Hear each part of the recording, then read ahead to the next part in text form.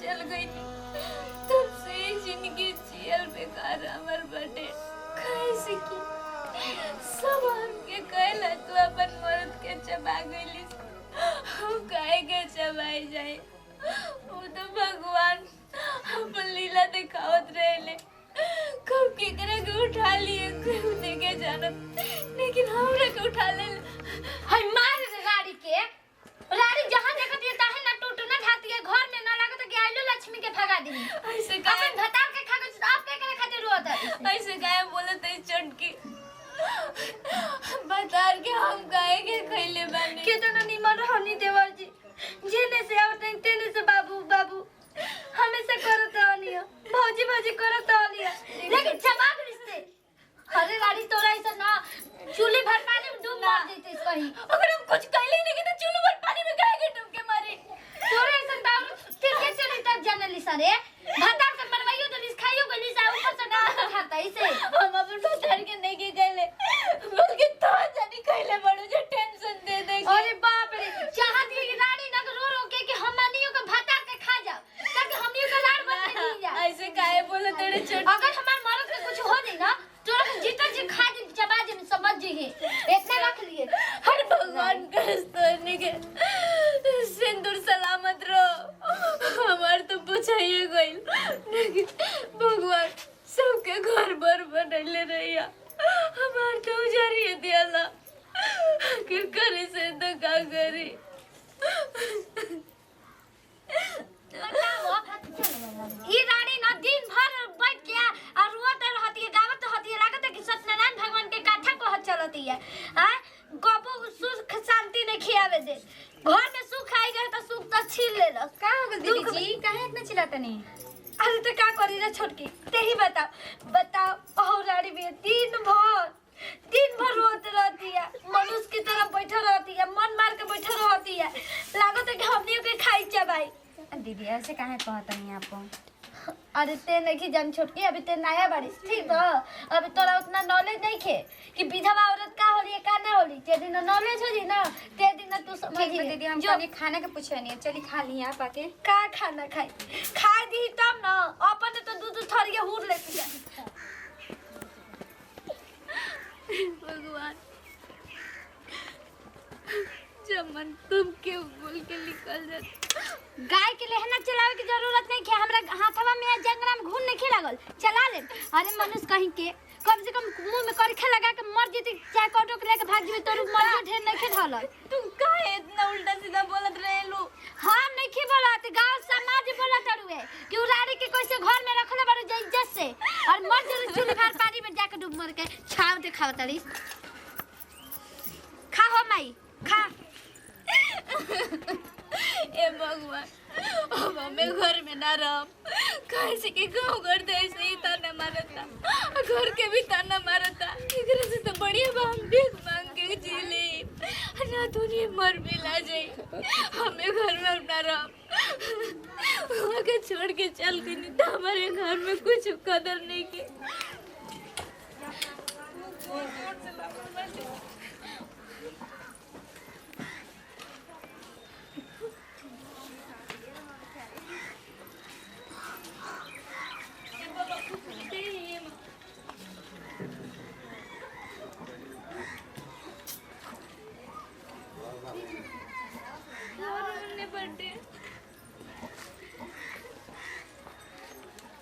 ये बेटी खाए के दे दना भूख मम्मी बहुत नहीं के क्या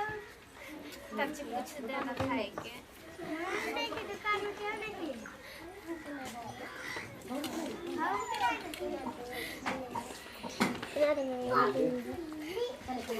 बोल देनी है कि हम कहाँ चल गए ये दीदी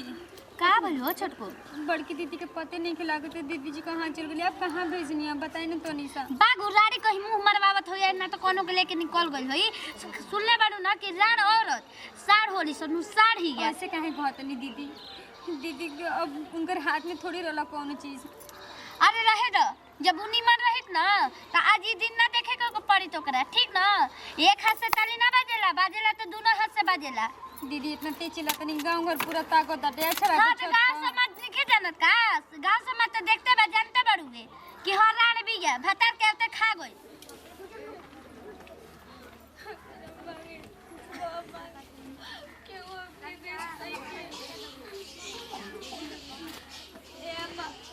कुछ खाए के दे दी ना, बहुत दिन से भूखल बाटे, भूख लागल बाटे माई।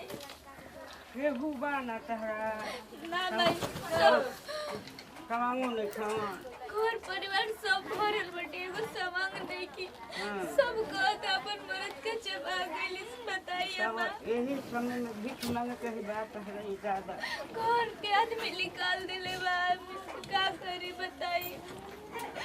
कुछ खाए के दे देना, बहुत भूख लागल बा। पैसा खाए के दे तनी, कुछ खाए के दे देते। खाए के चाहिए चाची माई, इतना काफी बेटर रहा था। नहीं चाउ रखा बा क्या अब भगवान तरह के बिगाड़ दिले बन तो खा पर और हिंसा बन गुरु मांगो खा के तो दुआरिया दियो बात खुद सबके अपन कर्म करे। हां कर्म कमाई कुछ बा बाप कैसन कइले बने अपने बहुत जोर से प्यास लागल, क्यों अपना कल पर पानी नहीं के पिए देते। का करी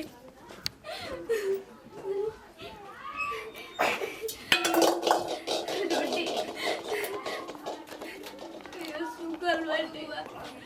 हमारा किस्मत में तो सुख ना, कम से कम तनी पेट चलावे खातिर तो कुछ दे दे। अरे क्यों हमके सब दूर दूरा देता, क्यों पूछा था, क्यों नहीं के पूछा। आखिर हमारी जिंदगी कैसे बीती भगवान। अरे ना था हाँ भैया जी। कहाँ भी हो दीदी जी घरवा में होखम ना तो वो कुछ करत होखम। तनी बोला बता काची कुछ काम रहे का?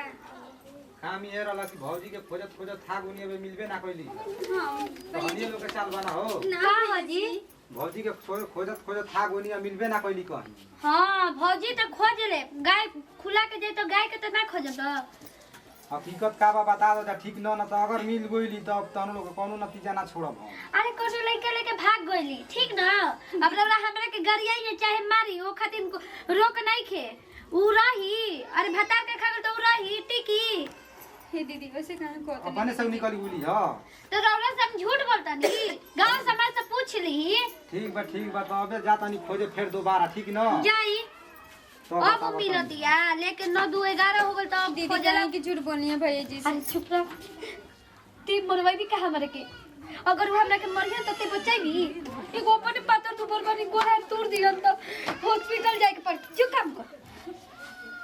ई तो और भैया सब पोल खोल दी आ जान से मरवा दी, एकरा बस चली। हालत खराब हो गई मिलबो ना कोई अभी तो अभी जी बस में आवा हो ए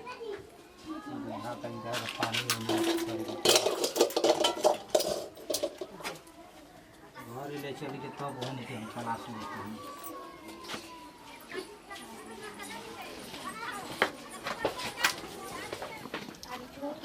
अरे कहाँ बालू सरे विपत्ति चल गइल त सुकून के अरे सुतता नहीं। देख दीदी जी क्लास ले तनी रहो भौजी को पहले पानी ला दीदी के का हो गइल? का हो गइल भैया जी दीदी के? भौजी दीदी आँख खोलो हे दीदी रोने के का हो गइल दीदी? हे दीदी रोने का चल गइल, दौड़े दौड़े खोज दीदी लेकिन ना मिला दे। दीदी हे। हम बाबे पानी लेके आओ। बाबा जी हां दी अरे का बोल तू रियल में बताइबू कि ना बताइबू हमके छोड़ दे। अरे बतावा लेके आई दीदी। अरे तू बतावा तो सही दीदी काहे दूर भागत तनी हम बतावा ना सही तो छोड़ दे, हमके छोड़ दे जा। अरे बतावा तो पगला गुल बालू का तू हाँ, पागल हो गइल बानी, हम रानी बानी, भतार के जवा गइल बानी, अपना दे दुनिया में दीदी ऐसा काहे बोले तनी दीदी हम छीले, हम ना बोलनी है। हमर अरे घोड़ा भगवान हकीकत बता दे तो घर में कौनो के ना रहे थे हकीकत बता दो सका हमर जियन मुश्किल कर भैया जी जा। दीदी के हमें ज्यादा मार मरे से पहले मरे के भगवान उठालत, लेकिन तुम की बोलत हमरा के जब बाहरी जिए दे तनी जानवर अरे छोड़ तू बताओ हो भौजी तू हकीकत बताओ का बात रहो बात कुछ नहीं के बाबा जी हमके चैन से जिंदगी काहे दीदी काहे झूठ बोलते नहीं बता काहे नहीं देता हकीकत जब सुनल चाहो तो बता दे ई छोट के बिया ना ये के तारा देते हां देखिए दीदी झूठ मत बोलिए आप झूठ काहे बोले चले शर्म नहीं लगा तोरा रे बाबा जी भैया नहीं खन तो सब कुछ हमनिए के बानी जाई निको हां कतना दिन से तो हनी के घर से निकल गए तो आई सुखम रोटी खाई तो हनी के देखो मारा मुंह फाट गया हम तो बढ़िया रोटी खाई ना जी हरिये के मारे वाला कितना रोटी खाई ना सब काहे का इंगारा के निकल रहल हो सारे हम ना निकले अरे हम बोले तो ना ताना देते आप ही निकल गए ताना वजह से ताना देते रहली है कितना सही बाबा जी कहा तड़ी अपन मरद के जवागले चूल्हे पर पानी में मर जाए कान पकड़ के उठ बैठ करते थी आपको वैसे गलती नहीं ए दीदी हम छोड़ गए आज के बाद हम अगर देख ले वैसन कुल ड्रामा न त दोनों घर में ना रह तो ठीक न भैया जी हमारे भौजी खाली गलती रही ना रहला माफी मांगा तो इंगारा ले माफ कर दो हमरे के गोड़ पकड़ के बोले माफ कर दो हमसे भौजी का माफी मांगे तड़ो माफ कर दो दोबारा गलती ना करी हंस अरे माफी वो भगवान से मांगा जाता है कि दोनों जाने के भगवान जीवन देले बाड़न हमरो के देले बहुत जिए के हो हमरो बा धरती पर सुहाग गुजर गल त का करी हम मर जाई अरे वहां के किस्मत में वो वहां के छोड़ के चल गई नी लेकिन इतना आगे उनका टचल ना करल जाला हमसे बहुत बड़ा गलती हो गया आज पे बोली बना के डाला जाके खाना दस कतना दिन में भूखा बाल शायद इंसान से तो गलती होकबे करेला लेकिन हम ऐसे कबो गलती मत जाके जो पूरिया लेके आ दीदी चलिए आप उठी चले तू पूरी बना दे या भौजी ऐसन कुल गलती नमस्कार प्रणाम हम मंजू मौर्य हम रोज सबके ई बतावल चाहतनी रोज सब देखबे कहीं जब केहू के माथ मालिक ना रहेला तो घरे परिवार माथ मालिक रहेला और मान तनी केहू के मर्द मानसून नहीं खे तो ओकरा पर अत्याचार ना करे के चाहिए जैसे कि आज हमार आदमी ना रहला इतना अत्याचार कैली है कितना टॉर्चर कैली है नमस्कार बेटा हम न्यू सरगम रौरा सबके बतावल चाहने के सर अक्सर समाज में होता उहे हमनी के दर्शैलन या देखैलन या लेकिन ना करे के चाहिए इतना विधवा पे अत्याचार ना करे के चाहिए रौरा सब देखनी है कि हम कितना अत्याचार करले